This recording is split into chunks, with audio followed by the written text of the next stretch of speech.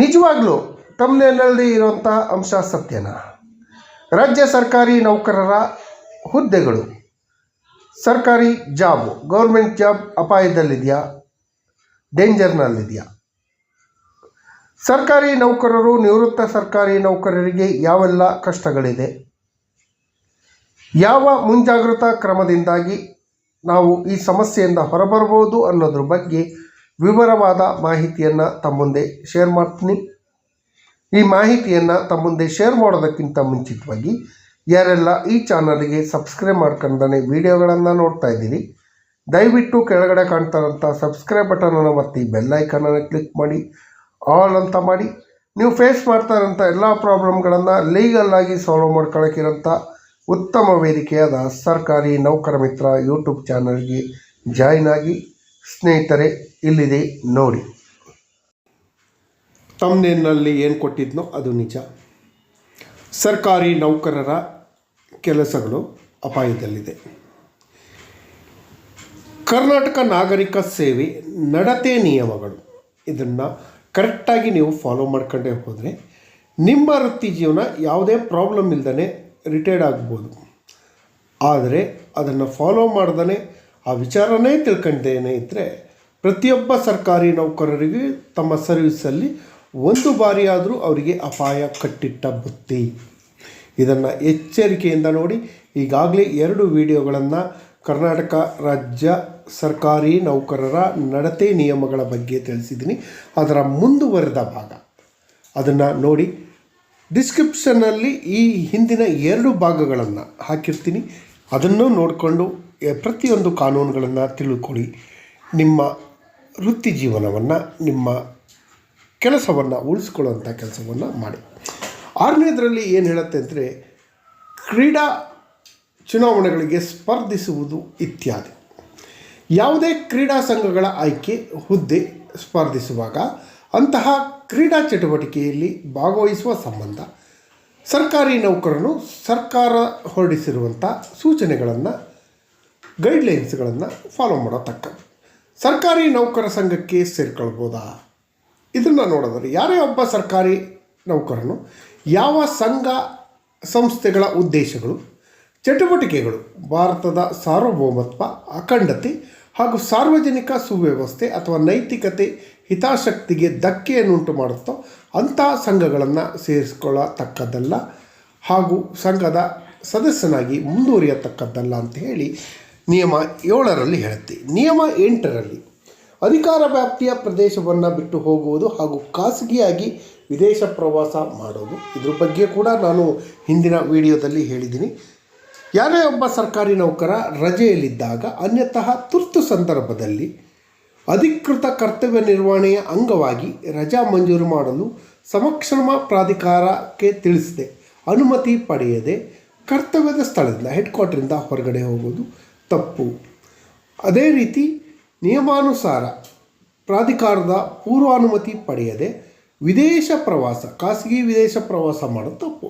On duty ಮೇಲೆ ಹೋಗ್ಬೋದು, ಆದರೆ ಖಾಸಗಿ ವಿದೇಶ ಪ್ರವಾಸವನ್ನು ಮಾಡೋ ಹಾಗಿಲ್ಲ. ಅದೇ ರೀತಿ ಬಹಿರಂಗ ಸಭೆಗಳು, ಮುಷ್ಕರಗಳಲ್ಲಿ ಭಾಗವಹಿಸುವಂತಿಲ್ಲ. ನಿಯಮ 9ರಲ್ಲಿ ಹೇಳುತ್ತೆ. ಭಾರತದ ಸಾರ್ವಭೌಮತ್ವ ಹಾಗೂ ಅಖಂಡತೆ, ದೇಶದ ಭದ್ರತೆ, ವಿದೇಶಿ ರಾಷ್ಟ್ರಗಳೊಂದಿಗೆ ಸ್ನೇಹಯುತ ಸಂಬಂಧದ ಹಿತದೃಷ್ಟಿಯಿಂದ ಸಾರ್ವಜನಿಕ ಸುವ್ಯವಸ್ಥೆ ಮಾಡೋ ಉದ್ದೇಶಕ್ಕಾಗಿ ಯಾವುದೇ ಒಬ್ಬ ಸರ್ಕಾರಿ ನೌಕರ ಅಪರಾಧಕ್ಕೆ ಪ್ರಚೋದನೆ ನೀಡೋದು, ಮಾನಹಾನಿ ಮಾಡೋದು, ನ್ಯಾಯಾಂಗ ನಿಂದನೆ ಸೇರಿದಂತೆ ಯಾವುದನ್ನು ಮಾಡೋ ಹಾಗಿಲ್ಲ ಅಂತೇಳಿ ನಿಯಮ 9ರಲ್ಲಿ ಕ್ಲಿಯರ್ ಕಟ್ಟಾಗಿ ಹೇಳಿದೆ. ನಿಯಮ 10ರಲ್ಲಿ ಪತ್ರಿಕೆ, ಆಕಾಶವಾಣಿ, ದೂರದರ್ಶನದ ಜೊತೆ ಸಂಬಂಧ, ಯಾವುದೇ ಬಗೆಯ ಕಲಾತ್ಮಕ ವಿಚಾರಗಳು, ಸಮೂಹ ಮಾಧ್ಯಮದಲ್ಲಿ ಭಾಗವಹಿಸಿಕೆ ಹಾಗೂ ಪತ್ರಿಕೆಗಳನ್ನು ಪ್ರಕಟ ಮಾಡೋದಕ್ಕೂ ಕೂಡ ಗೈಡ್ಲೈನ್ಸ್ ಇದೆ. ಯಾವುದೇ ಒಬ್ಬ ಸರ್ಕಾರಿ ನೌಕರ ನಿಯಮಿತವಾಗಿ ಪ್ರಾಧಿಕಾರದ ಪೂರ್ವಾನುಮತಿ ಪಡೆಯದ ಹೊರತು ಯಾವುದೇ ಒಂದು ಪೇಪರಲ್ಲಿ, ಟಿವಿನಲ್ಲಿ ನಿಯತಕಾಲಿಕವನ್ನು ಪೂರ್ಣವಾಗಿ ಅಥವಾ ಭಾಗಶಃ ಒಡೆತನ ಹೊಂದತಕ್ಕದ್ದಲ್ಲ. ಅವುಗಳ ಸಂಪೂರ್ಣ ಕಾರ್ಯ ಹಾಗೂ ಸಂಪಾದನೆ ಕಾರ್ಯ ಮಾಡತಕ್ಕದ್ದಲ್ಲ ಅಂತ ಹೇಳಿ ಕೂಡ ತಿಳಿಸಿದೆ. ಯಾವುದೇ ಒಬ್ಬ ಸರ್ಕಾರಿ ನೌಕರನು ನೇಮಿಸಿದ ಪ್ರಾಧಿಕಾರದ ಪೂರ್ವಾನುಮತಿ ಪಡೆಯದ ಹೊರತು ಕರ್ತವ್ಯದ ಪ್ರಾಮಾಣಿಕತೆ ನಿರ್ವಹಣೆ ಸಂದರ್ಭದಲ್ಲಿ ಹೊರತುಪಡಿಸಿ ತಾನು ಪ್ರಕಾಶನ ಪುಸ್ತಕವನ್ನು ಪ್ರಕಟಿಸತಕ್ಕದ್ದಲ್ಲ, ಪುಸ್ತಕಕ್ಕೆ ಅಥವಾ ಲೇಖನವನ್ನು ಬರೆಯತಕ್ಕದ್ದಲ್ಲ, ಆಕಾಶವಾಣಿ ಪ್ರಸಾರ, ಚಲನಚಿತ್ರ, ದೂರದರ್ಶನ ಧಾರಾವಾಹಿಗಳಲ್ಲಿ ಭಾಗವಹಿಸತಕ್ಕದ್ದಲ್ಲ, ತನ್ನ ಹೆಸರಿನಲ್ಲಿ ಅಥವಾ ಅನಾಮಧೇಯವಾಗಿ ಗುಪ್ತನಾಮದಿಂದ ಬೇರೊಬ್ಬರ ಹೆಸರಿನಲ್ಲಿ ಯಾವುದೇ ವೃತ್ತಪತ್ರಿಕೆ ಅಥವಾ ನಿಯತಕಾಲಿಕವನ್ನು ಬರೆಯತಕ್ಕದ್ದಲ್ಲ ಅಂತ ಹೇಳಿ ನಿಯಮದಲ್ಲಿ ಸಂಪೂರ್ಣವಾಗಿ ತಿಳಿಸಿದೆ. ಇದ್ರ ಬಗ್ಗೆ ತುಂಬ ಗಮನವನ್ನು ಕೊಡಿ. ನಿಯಮ 11ರಲ್ಲಿ ಕರ್ನಾಟಕ ಸರ್ಕಾರದ ಅಥವಾ ಯಾವುದೇ ಇತರೆ ರಾಜ್ಯ ಸರ್ಕಾರದ ಅಥವಾ ಕೇಂದ್ರದ ಕಾರ್ಯನೀತಿಗಳನ್ನು ಟೀಕಿಸುವಂತಿಲ್ಲ. ಸರ್ಕಾರವನ್ನು ಟೀಕಿಸುವಂತಿಲ್ಲ, ಕೇಂದ್ರ ಸರ್ಕಾರವನ್ನು ಟೀಕಿಸುವಂತಿಲ್ಲ, ಬೇರೆ ಸರ್ಕಾರಗಳನ್ನು ಕೂಡ ಸರ್ಕಾರಿ ನೌಕರ ಟೀಕಿಸುವಂತಿಲ್ಲ. ಯಾವುದೇ ಒಬ್ಬ ಸರ್ಕಾರಿ ನೌಕರ ಆಕಾಶವಾಣಿ, ದೂರದರ್ಶನ ಕಾರ್ಯಕ್ರಮಗಳಲ್ಲಿ, ಸಮೂಹ ಮಾಧ್ಯಮಗಳಲ್ಲಿ, ಸೋಷಿಯಲ್ ಮೀಡಿಯಾಗಳಲ್ಲಿ ವಾಸ್ತವ ಹೇಳಿಕೆಗಳನ್ನು ಅಥವಾ ಅಭಿಪ್ರಾಯವನ್ನು ಕೊಡೋದು, ತನ್ನ ಹೆಸರಿನಲ್ಲಿ ಅಥವಾ ಅನಾಮಧೇಯವಾಗಿ ಸರ್ಕಾರವನ್ನು ಟೀಕಿಸೋದು ತಪ್ಪು ಅಂತ ಹೇಳಿ ನಿಯಮ 11ರಲ್ಲಿ ಕ್ಲಿಯರ್ ಕಟ್ಟಾಗಿ ಹೇಳಿದೆ. ನಿಯಮ 12ರಲ್ಲಿ ಏನು ಹೇಳುತ್ತೆ, ಸಮಿತಿ ಹಾಗೂ ಯಾವುದೇ ಪ್ರಾಧಿಕಾರದ ಮುಂದೆ ಸಾಕ್ಷ್ಯ ನೀಡುವುದು, ಅಂದರೆ ಎವಿಡೆನ್ಸನ್ನು ಕೊಡೋದು. ಉಪನಿಯಮ 3ರಲ್ಲಿ ಉಪಬಂಧಿಸಿರುವಂಥ ಯಾವುದೇ ಸರ್ಕಾರಿ ನೌಕರ ನಿಯಮಾನುಸಾರ ಪ್ರಾಧಿಕಾರದ ಪೂರ್ವಾನುಮತಿ ಪಡೆಯದ ಹೊರತು ಯಾವುದೇ ವ್ಯಕ್ತಿ, ಸಮಿತಿ ಅಥವಾ ಪ್ರಾಧಿಕಾರದ ಮುಂದೆ ಯಾವುದೇ ವಿಚಾರಣೆ ಸಂಬಂಧ ಹಾಜರಾಗತಕ್ಕದ್ದಲ್ಲ ಅಂತ ಹೇಳಿದೆ. ಬೇರೆ ಡಿಪಾರ್ಟ್ಮೆಂಟಿನ ಇಲಾಖಾ ವಿಚಾರಣೆಗಳಿರ್ತವೆ, ನ್ಯಾಯಾಲಯದಲ್ಲಿ ಖಾಸಗಿ ಸಾಕ್ಷಿಗಳಿರ್ತವೆ, ಎಲ್ಲದಕ್ಕೂ ಕೂಡ ಸರ್ಕಾರದ ಪೂರ್ವ ಅನುಮತಿಯನ್ನು ಪಡ್ಕೊಳ್ಳೋದು ಕಡ್ಡಾಯ ಅಂತ ಹೇಳಿದೆ. ಕರ್ನಾಟಕ ಸರ್ಕಾರವು ಕೇಂದ್ರ ಸರ್ಕಾರ, ಸಂಸತ್ತು, ರಾಜ್ಯ ವಿಧಾನಮಂಡಲದಲ್ಲಿ ನೇಮಕ ಮಾಡಿದ ಪ್ರಾಧಿಕಾರದ ಮುಂದೆ ಸಾಕ್ಷಿಯನ್ನು ನುಡಿಯಬಹುದು. ಯಾವುದೇ ನ್ಯಾಯಿಕ ವಿಚಾರಣೆಯಲ್ಲಿ ಸಾಕ್ಷಿಯನ್ನು ನೀಡಬಹುದು. ಕರ್ನಾಟಕ ಸರ್ಕಾರ ಅಥವಾ ಕೇಂದ್ರ ಸರ್ಕಾರ ಯಾವುದೇ ಸರ್ಕಾರದ ಅಧೀನ ಸಂಸ್ಥೆಯಲ್ಲಿ ಸಾಕ್ಷಿ ನುಡಿಯೋಕ್ಕೆ ಈ ನಿಯಮ ಬರೋದಿಲ್ಲ. ಕಚೇರಿಗೆ ಮಾಹಿತಿ ನೀಡೋದ್ರ ಬಗ್ಗೆ ನಿಯಮ 13ರಲ್ಲಿ ತಿಳಿಸಿದೆ.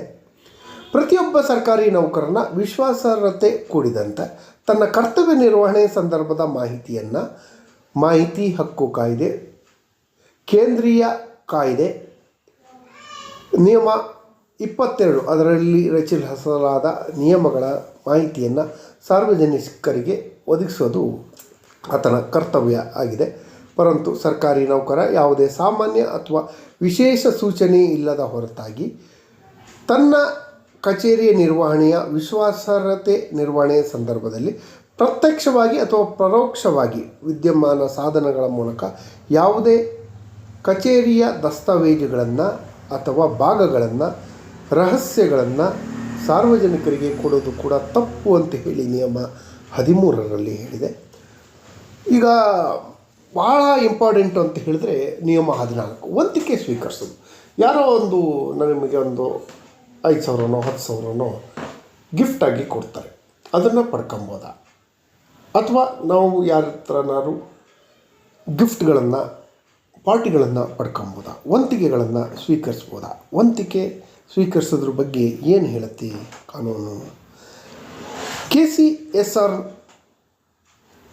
ನಿಯಮದಲ್ಲಿ 14ರಲ್ಲಿ ಯಾವುದೇ ಒಬ್ಬ ಸರ್ಕಾರಿ ನೌಕರ ಸರ್ಕಾರ ಅಥವಾ ಪ್ರಾಧಿಕಾರದ ಪೂರ್ವಾನುಮತಿ ಪಡೆಯದ ಹೊರತು ಯಾವುದೇ ಬಗೆಯ ಉದ್ದೇಶಕ್ಕಾಗಿ ನಗದು, ಕ್ಯಾಶ್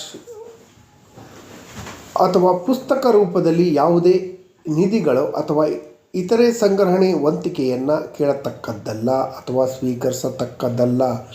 ಯಾವುದೇ ನಿಧಿಯನ್ನು ಎತ್ತುವಂಥದ್ದಲ್ಲ, ಸಂಗ್ರಹಿಸುವುದು ಕೂಡ ಅಪರಾಧ ಆಗತ್ತೆ ಅಂತ ಹೇಳಿ ಕೂಡ ತಿಳಿಸಿದೆ. ಅದೇ ರೀತಿ ನಿಯಮ 15ರಲ್ಲಿ ಉಡುಗೊರೆಗಳನ್ನು ಪಡ್ಕೊಳ್ಳೋದು. ಉಡುಗೊರೆಗಳು ಆಲ್ಮೋಸ್ಟ್ ಅಲ್ಲೂ ನಮ್ಮ ಮ್ಯಾರೇಜ್ ಟೈಮಲ್ಲಿ, ಬರ್ತ್ಡೇ ಟೈಮಲ್ಲಿ ಅಥವಾ ವೆಡ್ಡಿಂಗ್ ಆ್ಯನಿವರ್ಸರಿ ಟೈಮಲ್ಲಿ ಉಡುಗೊರೆಗಳನ್ನು ಪಡ್ಕೊಳ್ಳೋದು ಸಹಜ. ಆದರೆ ಸರ್ಕಾರಿ ನೌಕರ ಉಡುಗೊರೆಗಳನ್ನು ಪಡ್ಕೊಬೋದಾ? ಇದಕ್ಕೂ ಕೂಡ ನಿಯಮ 15ರಲ್ಲಿ ಹೇಳಿದೆ. ನಿಯಮಗಳಲ್ಲಿ ಅನ್ಯತಃ ಇರುವಂತಹ ಮಾಹಿತಿಗೆ ತಕ್ಕಂತೆ ಯಾವುದೇ ಒಬ್ಬ ಸರ್ಕಾರಿ ನೌಕರನು ಯಾವುದೇ ಬಗೆಯ ಉಡುಗೊರೆಗಳನ್ನು ಸ್ವೀಕರಿಸತಕ್ಕದ್ದಲ್ಲ. ಅಥವಾ ಕುಟುಂಬದ ಯಾವುದೇ ಸದಸ್ಯರು ಅಥವಾ ಅವರ ಪರವಾಗಿ ಕಾರ್ಯನಿರ್ವಹಿಸುವ ಇತರೆ ಯಾರೇ ವ್ಯಕ್ತಿಗಳು ಉಡುಗೊರೆ ಸ್ವೀಕರಿಸತಕ್ಕದ್ದಲ್ಲ ಅಂತೇಳಿ ತಿಳಿಸಿದೆ. ವಿವರಣೆಯನ್ನು ಕೊಡೋದಾದರೆ, ಉಡುಗೊರೆ ಎಂಬ ಅಭಿವ್ಯಕ್ತಿ ಸರ್ಕಾರಿ ನೌಕರರೊಂದಿಗೆ ಯಾವುದೇ ರೀತಿಯ ಅಧಿಕೃತ ವ್ಯವಹಾರ ಹೊಂದಿರುವ ಹತ್ತಿರದ ಸಂಬಂಧಿಗಳು ಅಥವಾ ಆಪ್ತರು, ಸ್ನೇಹಿತರ ಹೊರತುಪಡಿಸಿ ಯಾವುದೇ ವ್ಯಕ್ತಿ ಒದಗಿಸಿದ ಉಚಿತ ಸಾರಿಗೆ, ಫ್ರೀ ಟ್ರಾವೆಲೆನ್ಸು, ಊಟ, ವಸತಿ, ಇತರೆ ಸೇವೆಗಳು, ಯಾವುದೇ ಹಣಕಾಸು ಸೌಕರ್ಯಗಳು ಕೂಡ ಹೊಂದಿದೆ. ಉದಾಹರಣೆಗೆ ಊಟ ಅಥವಾ ವಾಹನ ಕೊಡುವುದನ್ನು ಅಥವಾ ಇನ್ನಿತರ ವಸ್ತುಗಳನ್ನು ಕೊಡುವುದು ಕೂಡ ಉಡುಗೊರೆ ಅಂತ ಭಾವಿಸತಕ್ಕದ್ದಲ್ಲ ಅಂತ ಕೆಲವೊಂದು ನಿಯಮಗಳಲ್ಲಿ ಹೇಳುತ್ತೆ. ಸರ್ಕಾರಿ ನೌಕರನು ತನ್ನ ಜೊತೆ ಅಧಿಕೃತ ವ್ಯವಹಾರವನ್ನು ಹೊಂದಿರುವ ವ್ಯಕ್ತಿಯಾಗಲಿ ಅಥವಾ ಕೈಗಾರಿಕೆ, ವಾಣಿಜ್ಯ ಫಾರ್ಮ್ ಹಾಗೂ ಸಂಸ್ಥೆಗಳಿಂದಾಗಿ ವೈಭವದ ಆತಿಥ್ಯ, ನಾರ್ಮಲ್ ಊಟ ಮಾಡಿದ್ರೆ ಅದು ತಪ್ಪಲ್ಲ, ವೈಭವದ ಆತಿಥ್ಯ, ಪದೇ ಪದೇ ಆತಿಥ್ಯ ಸ್ವೀಕರಿಸುವುದರಿಂದ ದೂರ ಇರಬೇಕು. ಪ್ರತಿದಿನ ಅಥವಾ ವಾರಕ್ಕೊಂದು ಸಲ, 15 ದಿನಕ್ಕೊಂದು ಸಲ ಹೋಗಿ ಊಟ ಮಾಡೋದು ತಪ್ಪು. ವಿವಾಹ, ವಾರ್ಷಿಕೋತ್ಸವ, ಉತ್ತರಾದಿ ಕ್ರಿಯೆಗಳು, ಧಾರ್ಮಿಕ ಸಮಾರಂಭಗಳಲ್ಲಿ ಈ ರೀತಿ ಉಡುಗೊರೆ ನೀಡುವುದು ರೂಢಿಯಲ್ಲಿದೆ. ಧಾರ್ಮಿಕ ಹಾಗೂ ಸಾಮಾಜಿಕ ಪದ್ಧತಿಗಳಾಗಿದ್ದರೆ ಸರ್ಕಾರಿ ನೌಕರನು ತನ್ನ ಯಾರೇ ಹತ್ತಿರದ ಸಂಬಂಧಿಗಳಿಂದ ಉಡುಗೊರೆಗಳನ್ನು ಸ್ವೀಕರಿಸ್ಬೋದು. ಅಂದರೆ ಮದುವೆಗಳಲ್ಲಿ, ವೆಡ್ಡಿಂಗ್ ಆ್ಯನಿವರ್ಸರಿಗಳಲ್ಲಿ, ಧಾರ್ಮಿಕ ಸಮಾರಂಭಗಳಲ್ಲಿ, ಬರ್ತ್ಡೇಗಳಲ್ಲಿ ಸ್ವೀಕರಿಸೋಕ್ಕೆ ಸಂಬಂಧಿಕರಿಂದ ಸ್ವೀಕರಿಸ್ಬೋದು. ಆದರೆ ಯಾವುದೇ ಅಂತಹ ಉಡುಗೊರೆಗಳು ಸರ್ಕಾರಿ ನೌಕರನ ಮಾಸಿಕ ಮೂಲ ವೇತನಕ್ಕಿಂತ ಹೆಚ್ಚಾಗಿರಬಾರದು. ಅಂದರೆ ನಿಮ್ಮ ಬೇಸಿಕ್ಕು ಒಂದು 50,000 ರೂಪಾಯಿ ಇದೆ ಅಂತ ಹೇಳಿದ್ರೆ 50,000ಕ್ಕಿಂತ ಕಡಿಮೆ ಇರಬೇಕು ಅಂತ ಹೇಳಿ ಈ ನಿಯಮದಲ್ಲಿ ತಿಳಿಸುತ್ತೆ.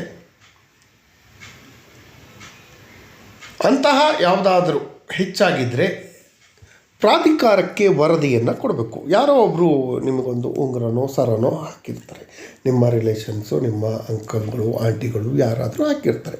ಅಂಥ ಸಮಯದಲ್ಲಿ ನೀವು ವಾರ್ಷಿಕ ACR ಕೊಡೋಂಥ ಸಂದರ್ಭದಲ್ಲಿ ಇದನ್ನು ಉಲ್ಲೇಖವನ್ನು ಮಾಡಿ ವರದಿಯನ್ನು ಕೊಡತಕ್ಕದ್ದು. ಯಾವುದೇ ಸಂದರ್ಭದಲ್ಲಿ ಸರ್ಕಾರಿ ನೌಕರ ಯಾವುದೇ ಉಡುಗೊರೆಗಳನ್ನು, ಅದರ ಮೌಲ್ಯ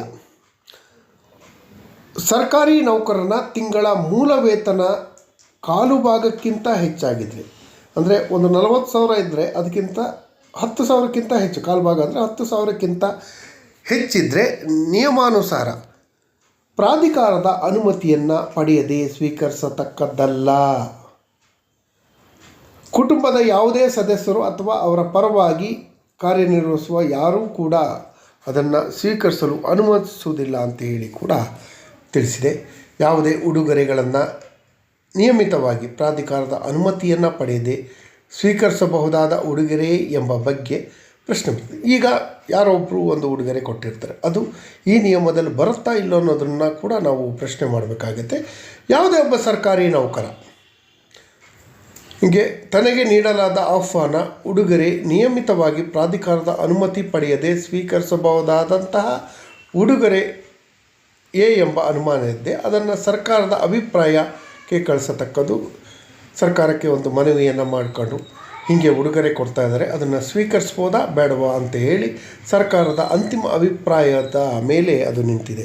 ನಿಯಮ 16ರಲ್ಲಿ ಏನು ಹೇಳುತ್ತೆ ಅಂದರೆ, ಯಾವುದೇ ಒಬ್ಬ ಸರ್ಕಾರಿ ನೌಕರ ವಧು ದಕ್ಷಿಣೆ ಅಂದರೆ ಹುಡುಗಿ ಮನೆಯವರಿಗೆ ಹಣವನ್ನು ಕೊಡೋದು ಅಥವಾ ಹುಡುಗಿ ಮನೆಯಿಂದ ವರದಕ್ಷಿಣೆ ರೂಪದಲ್ಲಿ ಪಡೆಯತಕ್ಕದ್ದಲ್ಲ ಅಂತ ಹೇಳಿ ನಿಯಮ 16ರಲ್ಲಿ ಕ್ಲಿಯರ್ ಕಟ್ಟಾಗಿ ತಿಳಿಸಿದೆ. ನಿಯಮ 17ರಲ್ಲಿ ಸರ್ಕಾರಿ ನೌಕರನ ಗೌರವಾರ್ಥ ಸಮಾರಂಭಗಳನ್ನು ಪಡೆಯೋದು, ಈಗ ವೆಲ್ಕಮ್ ಪಾರ್ಟಿಗಳನ್ನು ಪಡೆಯೋದು, ಬೀಳ್ಕೊಡುಗೆ ಸಮಾರಂಭಗಳನ್ನು ಪಡೆಯೋದ್ರ ಬಗ್ಗೆ ಇಲ್ಲಿ ಹೇಳುತ್ತೆ. ಯಾವುದೇ ಒಬ್ಬ ಸರ್ಕಾರಿ ನೌಕರ ಸರ್ಕಾರದ ಪೂರ್ವಾನುಮತಿಯನ್ನು ಪಡೆಯದ ಹೊರತಾಗಿ ತನ್ನ ಗೌರವಾರ್ಥ ಯಾವುದೇ ಇತರೆ ಸರ್ಕಾರಿ ನೌಕರರ ಗೌರವಾರ್ಥ ಯಾವುದೇ ಗೌರವಪೂರ್ವಕವಾಗಿ ಸಮಯೋಚಿತ ಸಮಾರಂಭಗಳಲ್ಲಿ ಪಾರ್ಟಿಗಳನ್ನು ಸ್ವೀಕರಿಸತಕ್ಕದ್ದಲ್ಲ ಅಥವಾ ಯಾವುದೇ ಮನೋರಂಜನಾ ಕಾರ್ಯಕ್ರಮಗಳಲ್ಲಿ ಭಾಗವಹಿಸತಕ್ಕದ್ದಲ್ಲ ಅಂಥೇಳಿ ನಿಯಮ 17ರಲ್ಲಿ ಹೇಳುತ್ತೆ. ಸರ್ಕಾರಿ ನೌಕರರ ಅಥವಾ ಇತರೆ ಯಾರೇ ಸರ್ಕಾರಿ ನೌಕರರು ರಿಟೈರ್ಡ್ ಆದಂಥ ಸಂದರ್ಭದಲ್ಲಿ ಅಥವಾ ವರ್ಗಾವಣೆ ಆದಂಥ ಸಂದರ್ಭದಲ್ಲಿ ಯಾವುದೇ ವ್ಯಕ್ತಿ ಯಾವುದೇ ಸರ್ಕಾರಿ ಸೇವೆಯನ್ನು ಬಿಟ್ಟು ಹೋದಂಥ ಸಂದರ್ಭದಲ್ಲಿ ಅವರ ಗೌರವಾರ್ಥ ಸೆಂಡಪ್ಗಳನ್ನು ಮಾಡ್ತಾರೆ. ಪ್ರಮುಖವಾಗಿ ಖಾಸಗಿ ಅನೌಪಚಾರಿಕ ಬಿಡುಗಡೆ ಸಮಾರಂಭಗಳು ಇರ್ತವೆ, ಬೀಳ್ಕೊಡುಗೆ ಸಮಾರಂಭಗಳಿರ್ತವೆ. ಸಾರ್ವಜನಿಕ ಸಂಘ ಸಂಸ್ಥೆಗಳು ಏರ್ಪಡಿಸುವಂಥ ಸರಳ ದುಬಾರಿಯಲ್ಲದ ಆತಿಥ್ಯವನ್ನು ಸ್ವೀಕರಿಸೋಕ್ಕೆ ಯೋಗ್ಯ ಇರುತ್ತೆ. ಯಾವುದೇ ಒಬ್ಬ ಸರ್ಕಾರಿ ನೌಕರ ಬೀಳ್ಕೊಡುಗೆ ಸಮಾರಂಭದ ಪ್ರಯುಕ್ತ ಅದು ಪ್ರಮುಖವಾಗಿ ಖಾಸಗಿ ಅನೌಪಚಾರಿಕ ಸ್ವರೂಪದ್ದಾಗಿದ್ದರೆ ವಂತಿಕೆಯನ್ನು ಪಡೆಯುವಂತೆ ಯಾವುದೇ ರೀತಿಯ ಒತ್ತಡ ತರುವುದು ಅಥವಾ ಪ್ರಭಾವ ಬೀರುವಂತಿಲ್ಲ. ನಿಯಮ 18ರಲ್ಲಿ ಏನು ಹೇಳುತ್ತೆ ಅಂತ ಹೇಳಿದ್ರೆ, ಯಾವುದೇ ಒಬ್ಬ ಸರ್ಕಾರಿ ನೌಕರ ನಿಯಮಿತವಾಗಿ ನೇಮಕಾತಿ ಪ್ರಾಧಿಕಾರದ ಪೂರ್ವಾನುಮತಿ ಪಡೆಯದ ಹೊರತಾಗಿ ಪ್ರತ್ಯಕ್ಷವಾಗಿ ಅಥವಾ ಪರೋಕ್ಷವಾಗಿ ಯಾವುದೇ ರೀತಿಯ ವ್ಯಾಪಾರ ವ್ಯವಹಾರಗಳಲ್ಲಿ ತೊಡಗತಕ್ಕದ್ದಲ್ಲ ಅಥವಾ ಇತರೆ ಉದ್ಯೋಗಾವಕಾಶಗಳ ಮಾತುಕತೆ ಮಾಡತಕ್ಕದ್ದಲ್ಲ, ಯಾವುದೇ ಇತರೆ ಉದ್ಯೋಗವನ್ನು ಕೈಗೊಳ್ಳತಕ್ಕದ್ದಲ್ಲ ಅಂತ ಹೇಳಿ ತಿಳಿಸಿದೆ. ಸರ್ಕಾರಿ ನೌಕರ ಸಾಮಾಜಿಕ ಧಾರ್ಮಿಕ ಅರ್ಥದ ಸ್ವರೂಪದ ಗೌರವ ಕೆಲಸಗಳನ್ನು, ಸಾಹಿತ್ಯಿಕ ಅಥವಾ ವೈಜ್ಞಾನಿಕ ಸ್ವರೂಪದ ಸಾಂದರ್ಭಿಕ ಕೆಲಸಗಳನ್ನು ಷರತ್ತಿಗೆ ಒಳಪಟ್ಟು ನಿರ್ವಹಿಸಬಹುದು. ಕಂಡೀಷನ್ ಅಪ್ಲೈ ಇರುತ್ತೆ. ಯಾವುದೇ ಕೆಲಸವನ್ನು ತಾನು ಕೈಗೊಂಡ 1 ತಿಂಗಳ ಒಳಗಾಗಿ ಆತ ಸರ್ಕಾರಕ್ಕೆ ಪೂರ್ಣ ವಿವರವನ್ನು ಕೊಡತಕ್ಕದ್ದು. ಇದರಿಂದ ಆತನ ಅಧಿಕೃತ ಕರ್ತವ್ಯಕ್ಕೆ ಅಡ್ಡಿಯಾಗಬಾರ್ದು ಅಂತ ಕೂಡ ಅಲ್ಲಿ ತಿಳಿಸಿದೆ. ಯಾವುದೇ ಅಂತಹ ಕೆಲಸವನ್ನು ಮುಂದುವರಿಸೋದು ಸರ್ಕಾರ ನಿರ್ದೇಶಿಸಿದರೆ ಅಂತಹ ಕೆಲಸವನ್ನು ಮಾಡಬೇಡ ಅಂತ ಹೇಳಿದರೆ ತಕ್ಷಣ ನಿಲ್ಲಿಸಬೇಕಾಗತ್ತೆ.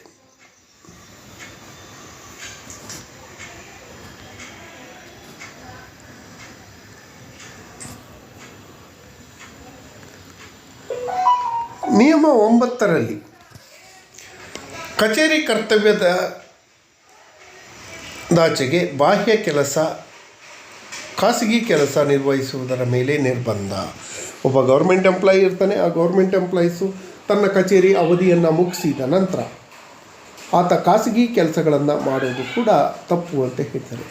ಖಾಸಗಿ ಸಂಸ್ಥೆಗಳು ಇತ್ಯಾದಿಗಳು ಬೋಧಕೇತರ ಹುದ್ದೆಗಳಲ್ಲಿ ಗೆಸ್ಟ್ ಲೆಕ್ಚರ್ಗಳಾಗಿ ಹೋಗಿ ಸರ್ಕಾರಿ ನೌಕರರು ಭಾಗವಹಿಸೋದು, ವೈದ್ಯರಾಗಿ ಕೆಲಸ ಮಾಡೋದು, ವೈದ್ಯಕೀಯ ಅಧಿಕಾರಿಗಳು ಯಾವುದೇ ಬೋಧಕೇತರ ಹುದ್ದೆಗಳನ್ನು ಹೊಂದೋದು, ಸರ್ಕಾರಿ ನೌಕರ ಯಾವುದೇ ಖಾಸಗಿ ನರ್ಸಿಂಗ್ ಹೋಮ್ನಲ್ಲಿ ಆಸ್ಪತ್ರೆಗಳಲ್ಲಿ ಕೆಲಸ ಮಾಡೋದು, ಔಷಧಾಲಯಗಳಲ್ಲಿ ಕೆಲಸ ಮಾಡೋದು ತಪ್ಪು, ಅದನ್ನು ನಡೆಸತಕ್ಕದ್ದಲ್ಲ. ಹಣಕಾಸಿನ ಹಿತಾಸಕ್ತಿ ಹೊಂದಿಲ್ಲದೆ ಹಣವನ್ನು ಪಾವತಿಸುವ ರೋಗಿಯನ್ನು ರೂಢಿಗತವಾಗಿ ತನ್ನ ಸ್ವಂತ ಮನೆಯಲ್ಲಿ 24 ಗಂಟೆಗಿಂತ ಹೆಚ್ಚು ಇಡತಕ್ಕದ್ದಲ್ಲ. ತನ್ನ ಮನೆಯಲ್ಲೇ ಕ್ಲಿನಿಕ್ ಮಾಡ್ಕೊಂಡು ಇಟ್ಕೊಳ್ಳೋದಲ್ಲ. ಆದಾಗ್ಯೂ ಆತನ ಕರ್ತವ್ಯದ ಮೇಲೆ ಹೊರತಾಗಿ ಬೇರೆ ಸಮಯದಲ್ಲಿ ಖಾಸಗಿ ನರ್ಸಿಂಗ್ ಹೋಮ್ ಅಥವಾ ಆಸ್ಪತ್ರೆಯ ರೋಗಿಗಳಿಗೆ ಚಿಕಿತ್ಸೆಯನ್ನು ನೀಡಬಹುದು. ಪರಂತು ನರ್ಸಿಂಗ್ ಹೋಮ್ ಹಾಗೂ ಆಸ್ಪತ್ರೆಗಳಲ್ಲಿ ಸ್ವಂತ ಕೇಸುಗಳನ್ನು ದಾಖಲಿಸಿಕೊಳ್ಳೋದು ತಪ್ಪು ಅಂತ ಹೇಳಿ ಕೂಡ ತಿಳಿಸಿದೆ.